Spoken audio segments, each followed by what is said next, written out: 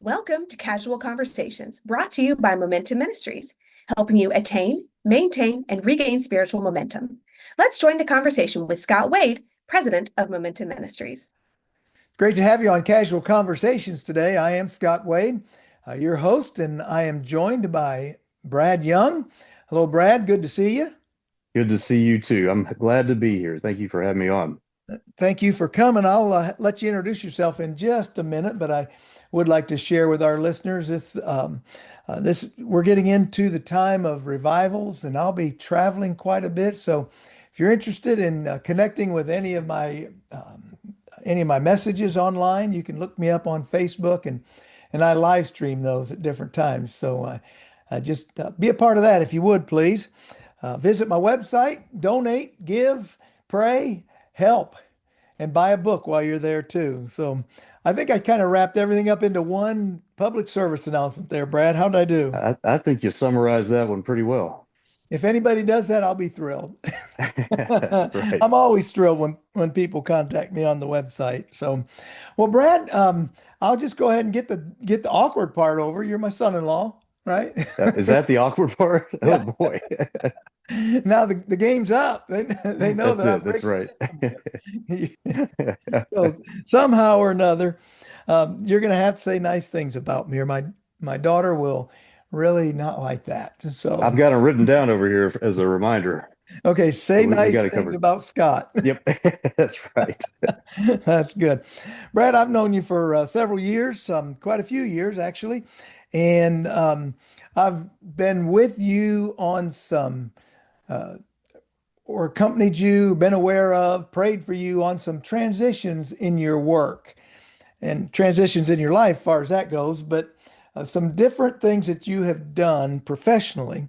And so I wanted to talk to you about what are some business practices that you think have contributed to your success, and the fact that you followed your heart, your mind, the opportunities, and what has translated that you have done, what can translate into our listeners' lives, so that they, whether it's a business or just any other thing, that they can be successful and not have to fear trying new things.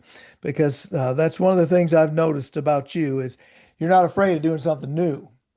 Even if it's not the right thing or the smartest thing, I'll tell you. Yeah, I have a saying, let's do something even if it's wrong, or I even if think it's that's not great. right. Maybe that's a better way. Let's do You get yourself something in trouble with that one. right. That's right. I don't want to do something wrong. But I don't want to, if it's not right, we'll find out soon enough.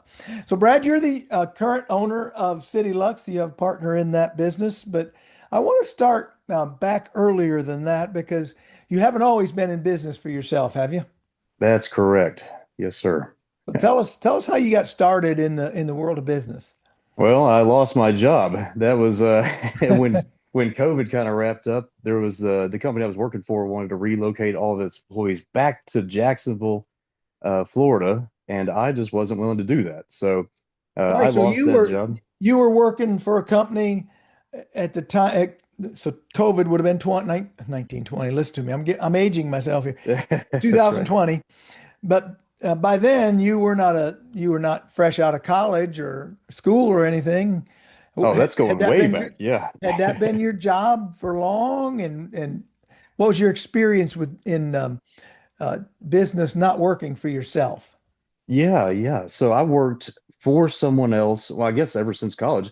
Left college and went to be a police officer for 5 years. Really enjoyed it, but ultimately had to grow up and get a real job.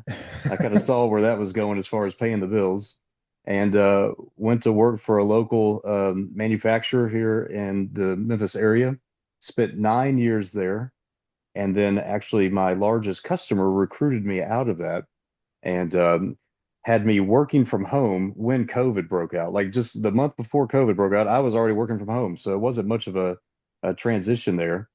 And then we did and set up a lot of things remote and tried to navigate that as best we could through a very interesting period of everybody's lives. And then when when COVID kind of ended and they kind of loosened restrictions, they wanted to go back to the way it was, and that left me outside the door, I suppose. Left you in And Memphis with my daughter and grandchildren, and so that's right. And you so we had some choices to make on uh-huh. what we were going to do. And the thought of going back and working for somebody, um, well, just didn't sound that appealing to me. So Uh-huh. I took some time. We kind of got through the holiday season, and as you know, started Sojo Services, local janitorial, commercial residential janitorial company. Had Airbnb properties mixed in there, and that was great. We were going. We kept that for about 2.5 years until I sold it to my business partner. And in the Let's mean, back up a minute here. Mhm. What made you decide to go into what went into that decision for janitorial or work like Oh that? yeah. So I can say that I'm not exactly passionate about janitorial work. It wasn't necessary for that, Nor but skilled, there, I mean, or didn't have any experience really. I've Maybe never done selling that some before. products. Yeah, it certainly wasn't my skill set. But getting into a business has been something that I've always pushed towards. We've had opportunities throughout the years to jump into businesses, and I've taken some of those, even while working for someone else. But as far as janitorial world works, there were two factors that played the uh, that really made sense to me.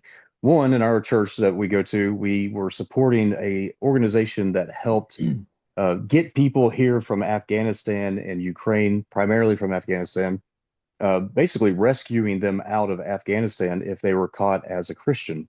So, I mean, that's a whole other story. That's a fun one to talk about. I love this organization, and I wanted to find a way to be able to get meaningful employment to people like that who are coming in, and frankly, were a little bit disenfranchised, just even by the system that we have to do that. That's why Sojo stands for sojourner, and we saw these folks as sojourners into our land. And as the Old Testament scriptures talk about, there is a way in which the Lord wants us to treat those people.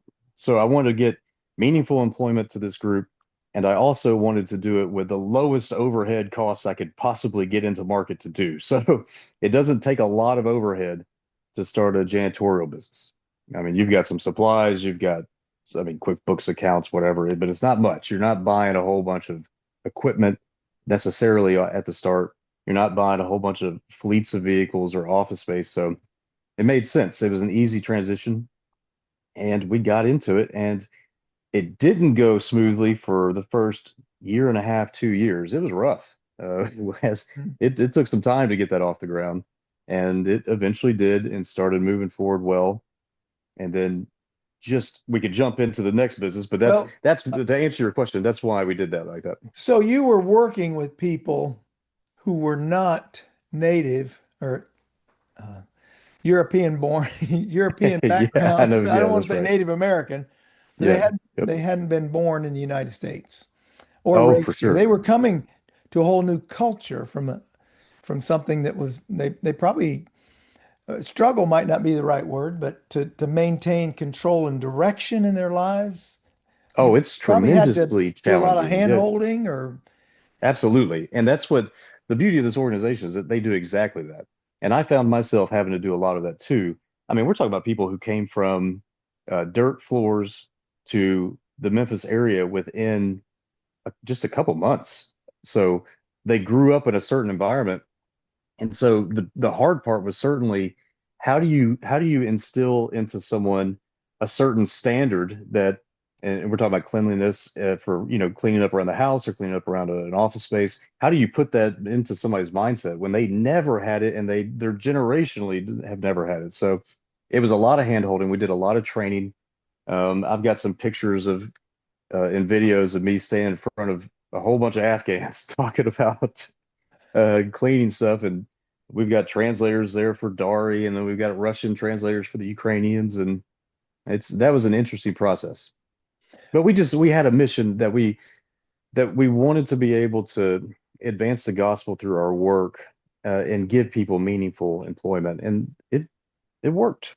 It and worked to a scale. along the way, you also wanted to support your family, make a living, which is what, we all have to do that, pay our own bills along the way. Did you find it hard? Maybe that's not the right word. What were the challenges of dealing with people and then still trying to make a profit? And then you look at what you're, okay, these people have come from nothing and they don't have much now. And so, but I still need to make a profit, need to support my family. So there's some different thoughts on that. So business as a mission is the way that I'm choosing to move forward with all these businesses, and not the other way around. So if I begin to prioritize the ministry side of what we're doing over the business side, then we won't have either. So I felt like when push came to shove, I was going to choose a business mode to operate over a charitable even or Hmm. a ministerial type aspect and a way to move forward because I knew that we had to instill principles, business principles and standards that we could follow and duplicate as we grow. And I can't compromise too early on that. When we got big and we were going to be, whatever, we could be a little bit more giving and a little bit more charitable. But when you're young and you're just trying to make it, you've got to stay lean. And so we had to do that. So I felt like a fair wage to our employees and our subcontractors was the best way for me to do that financially. And we gave bonuses and stuff, Christmas bonuses, that sort of thing. But the other side of it is just the relational side of it. Uh, you could give a fair wage and just be a very hard boss and be a jerk, frankly, to people, and you're not going to be advancing the gospel. You're not going to be advancing the ministry that we were trying to do. So financially, we're going to support people well, and just relationally, we're going to create a culture that centers around well who they are as the gospel sees them, how Jesus sees them. So there's two different approaches there. Couple years into your work, you went into business with somebody when you started it, somebody that you had worked with at one of your prior jobs, and a couple years in, things you weren't really making enough money to pay all the bills. I mean, you guys weren't starving to death or anything like That's that, right. Yeah, but you needed more. You needed to generate more business, more income, more salary for that's right. yourself, help more people. And I remember there came a time when you made a transition. You had this original partner, and then that partner fell by the wayside, or however you want to describe it. But that relationship was severed, and that's a whole story in itself. We won't need to go into that. And I don't know how long it was, but then you formed another. You recruited another partner. Tell us about that transition, Sure. kind of on that level with how maybe how your faith and trust in God, but also wanting to do right by your partners, not just by your employees and contractors, That's right. subs, That's but by right. your partners. Yeah, so we were certainly aligned in our mindset, our faith, our principles to move forward with a business as on mission. And but what we weren't aligned on was just our personality types. I am the type who is going to move forward recklessly, maybe even, or just relentlessly. I would say I'm too dumb to quit in a lot of senses. And my former business partner he's not an entrepreneur kind of guy. He's not a startup kind of business guy, and there's nothing wrong with that. So I when think I would you, fit in that category. I'm not a I startup person. you're too smart for it. See, I'm too dumb to quit. I That's know. why it works. Um, and and that's perfectly fine. And that took some time for us to figure out. So we got to a place where we realized that's what it was, and it was simple. He went to work for somebody, and I took over ownership. And but I felt like having a business partner for whatever reason really was the best way to move forward for me personally. I like having a guy in the foxhole with me. I like being able to talk about some of the harder moments with my business partner rather than with my spouse because I don't need to Right. necessarily put that pressure on her, but I do need to have a way to share that. And in the context that I was in, having the relationships and the conversations I was having with folks, that business partner was a great transition into that. And he also was a startup guy trying to get into a business of his own that he was working. So it worked out that we were able to align on that and move forward. And yeah, when you're aligned in just your mindset as an entrepreneur, that's going to help so much with getting through some of the hard times because they certainly exist. So common faith and common values are critical, but they're not the whole picture for partnerships or working with people. Yeah, interpersonal dynamics are certainly going to play a role, but I'm not willing to, I'm willing to work with non-believers. Certainly so. In fact, we choose some of our crews now specifically because they are not believers. I Mhm. don't know how we'd advance the gospel to only Christians. So Yeah. we pick those people. But as far as Uh-huh. my business partner, this guy that's going to be next to me in my foxhole, yeah, I need that guy to be, I need him to be a follower of Jesus. And then it And comes down to just personality. mhm. Um, you know, I've gotten pretty fortunate with the people I've worked with in businesses. My partners have over the long haul been great. And of course, there's always challenges just that come up along the way, but I'm very happy with the people that I jumped in. There's nobody that I've partnered in business with that I have not been, I cannot look back on or am not happy with now. It's good. So what would you tell people? And I'll tell a story here to kind of set the stage, but I was serving in a church one time, and in the Church of the Nazarene, we have what's called district superintendents. And my district superintendent and I did not, we weren't on the same wavelength. We just didn't mesh our personalities. And I said, man, I can't undermine this guy. I can't fight against him, but I can't work with him. And so I ended up seeking another assignment because I didn't want to cause problems. And I really wanted to leave that district because I just didn't think that I was doing him any good or he would do me any good.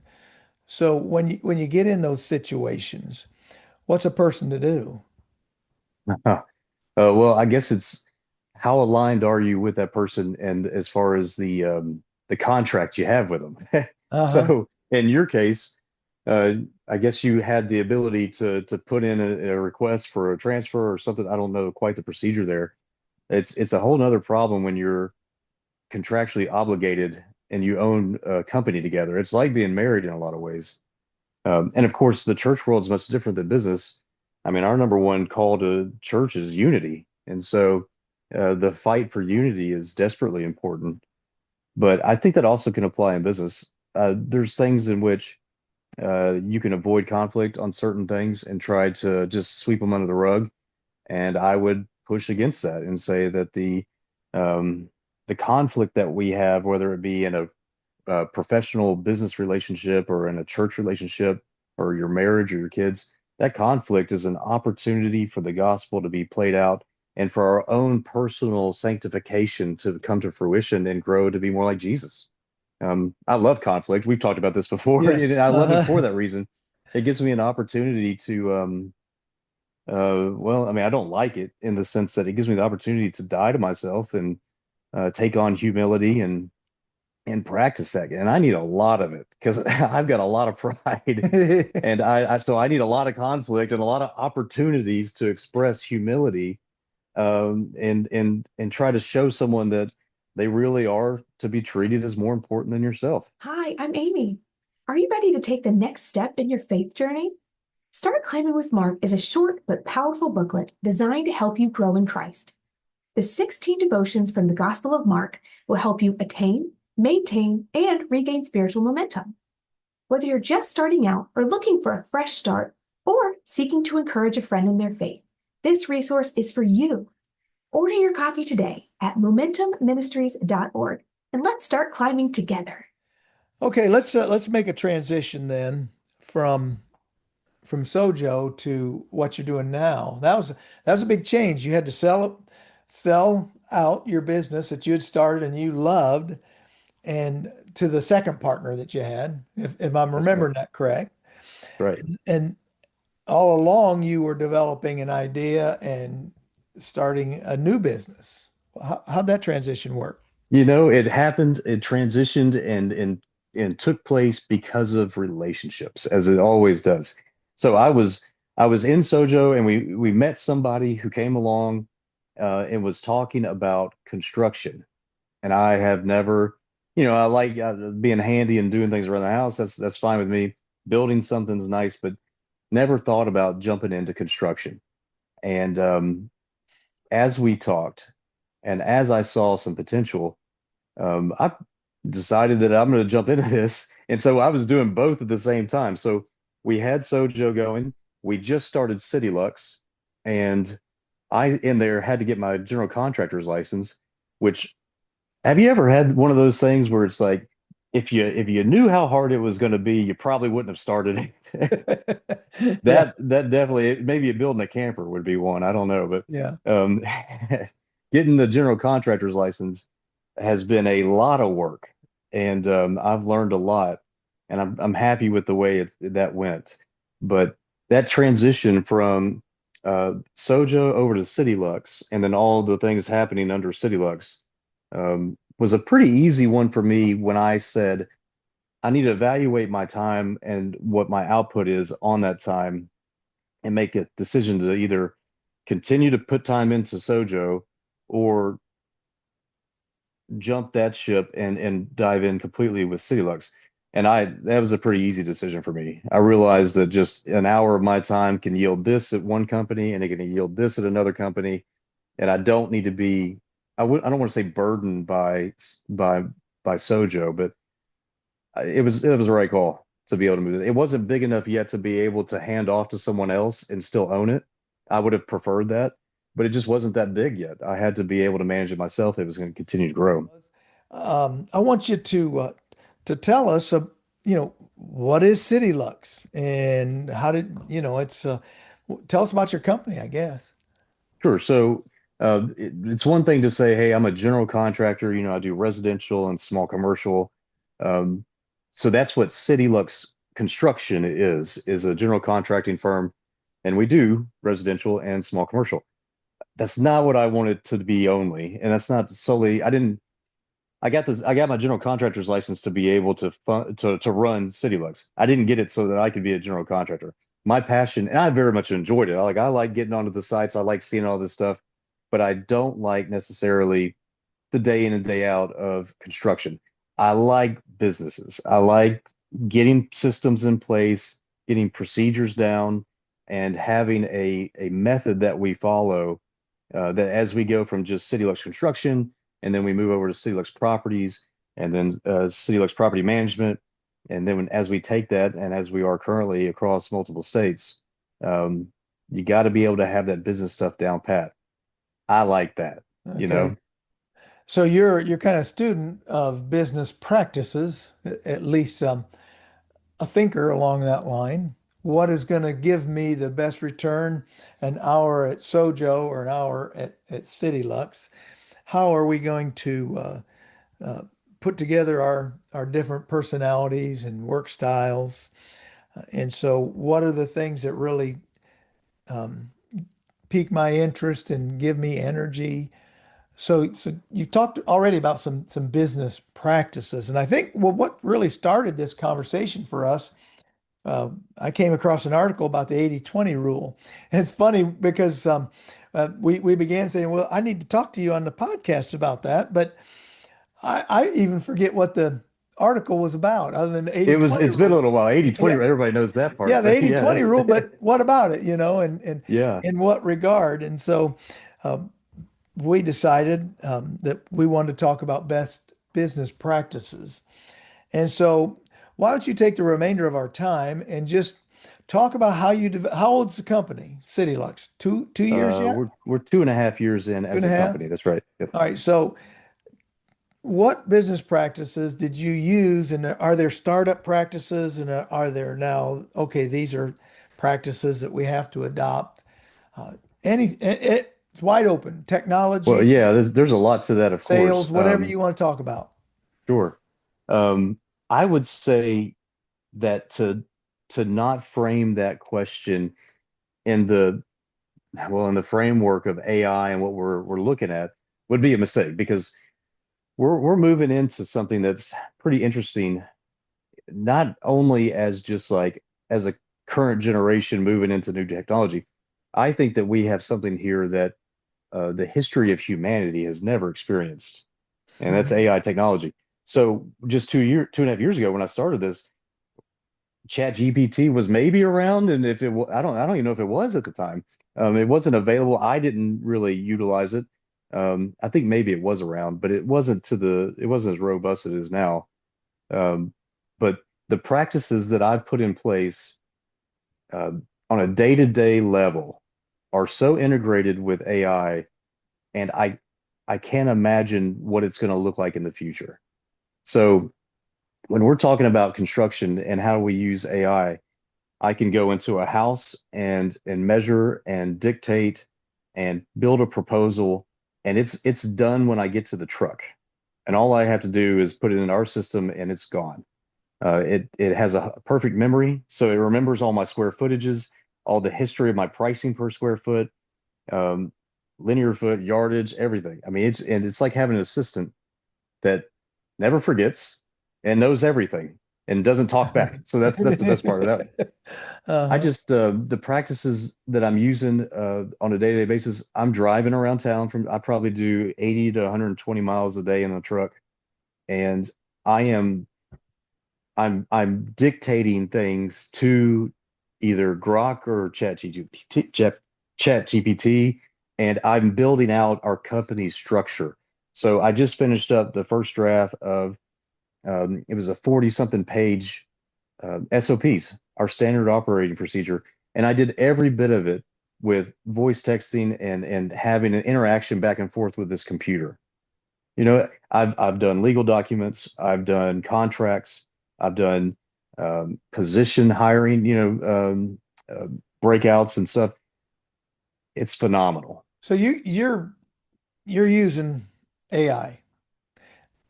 I met your partner several times, had lunch with him. Great guy. I love Scott, how could he be any Great better, name. you It's know? a good name. But Scott doesn't strike me as an AI guy, is he? He's a little older. I'm not going to knock him for his age. He could be my dad, but he for the first year and a half, he just couldn't believe how fast I was turning things around. So as far as like he would hand me a proposal that he was writing up to do a bathroom renovation or whatever, and within 10 minutes, I'm sending back to him like our professional draft of it. That's customer ready. So it's customer facing, it's good to go, it looks pretty, has our logo, and I can do it instantly. And he's like, Brad, I just don't know how you're doing this. Like, and I just kind of I kept it quiet for a little while. But then I let him know what was going on. So no, he is not an AI guy. Um, but he's moving into an AI world as we all are. And I'll tell you, there's just some things that I do believe that none of us have any clue what the next 3 to 5 years is going to look like. Everything that we're doing right now will be different in 3 to 5 years.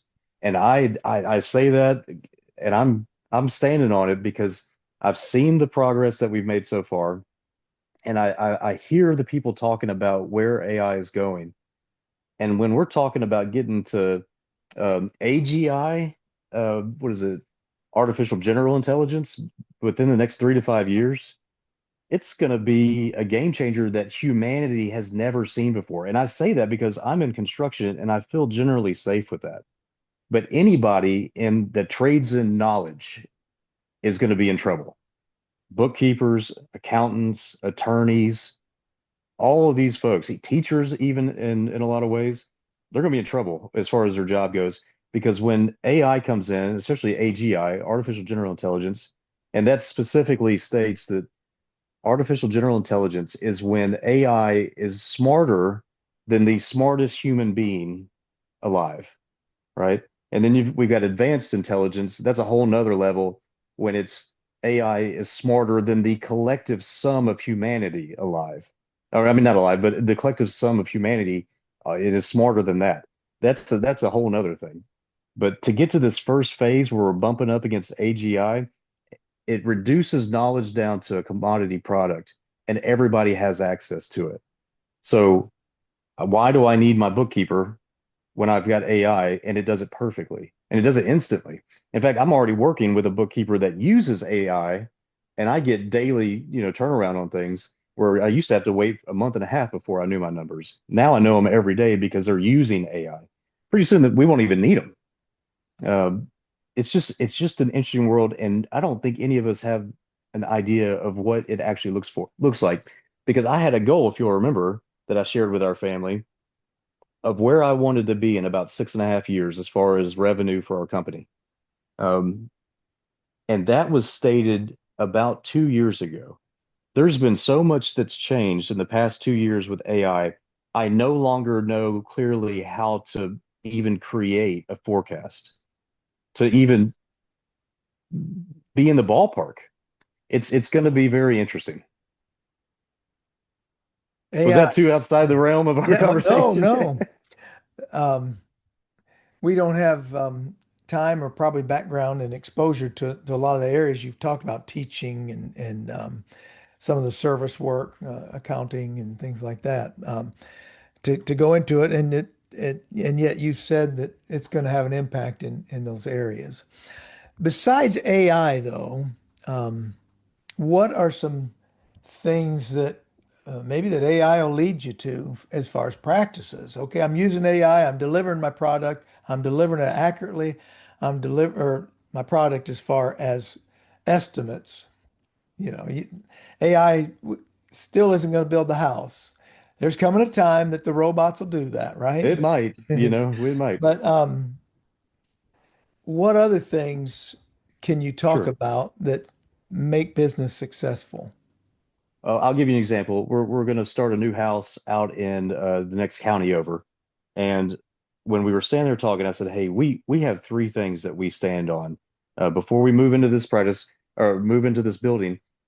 We want to be very clear on some things. One is clarity on budget. So we're going to be very clear about our budget with you and the line items on everything, so you know what it looks like, and you know how we handle change orders, right?" The next thing is we're going to be excellent in our communication. We're going to have one day a week where we meet with that homeowner on site and they can have as much time as they want with us. They can have 2 hours or 6 hours.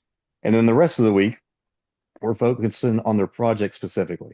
So it gives them time to be able to have face to face and us to be able to do what we got to do throughout the rest of the week to be excellent in our communication, not just to our customers, but to our subs. And the other one is we really need you to be able to enjoy the process because when somebody's building their home, it's usually their dream home. And that usually involves their life savings, and they put a lot of effort into getting to that point. And we want that 2 years window. So the first year of construction, and which would take it a little past our construction phase, to be an enjoyable process. And then on the backside of that, that our work is so good that, and even if it's not because of normal mistakes that come along, we're going to fix them. And that next year is also going to be enjoyable. You're going to move into this transition of your life easily. I say all that to say we need to be able to have practices that are clearly communicated and very relatable to not only to our customers but to our subs. So, and that's how we approach the building phase for new construction. How we go into a remodel job is a little different. How we do a house flip is more internal, but that's different too. So every one of those, though, has to have a practice and it has to have something in the SOP that dictates how that happens. So the growth of our company, I think, will be dependent upon how clear are our standards and our practices and how well we adhere ourselves to them as we grow. Is that in the Yeah. ballpark of what you're talking about? So standards, adherence to standards, and communication. Yeah, I mean, don't in every organization, Yeah. right? Everybody, Yeah. what's the number one complaint? Well, it's lack of communication, right? That's Yeah. that's where Uh-huh. that's where everybody gets in trouble is. So if we over communicate on things, I'd rather fall on that side of it than the under communicate. All right. Well, we're going to wrap this up. But before we do, is there anything else that you want to add to the conversation? Should we at least nod toward 80/20? 80% of your 80/20, there we go. problem is caused by So 20% of your son-in-laws? that's exactly right. The 80/20 rule. Yep. I just well, to tie that also in with what I was saying with AI, I do think that when we look at our time and say that the 20% of what we do is going to yield 80% of your results, that equation may be impacted by AI also. It could really get down to a really wonky world where we're saying 10% of your time is going to give you 90% of your results, and that number may shrink and that other one may grow more and more. So maybe one day there'll be a book, 5%, 95, but it just doesn't have that ring, Yeah.